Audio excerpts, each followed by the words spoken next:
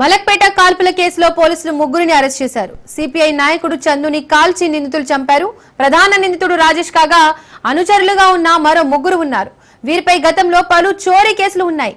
ప్రధాన నిందితుడు రాజేష్ కోసం పోలీసులు గాలిస్తున్నారు.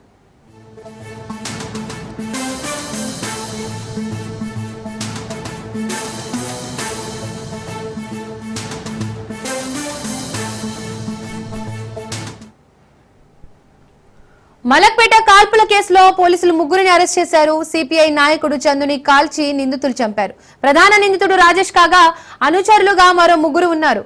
వీరిపై గతంలో పలు చోరీ కేసులు ఉన్నాయి. ప్రధాన నిందితుడు రాజేష్ కోసం పోలీసులు గాలిస్తున్నారు.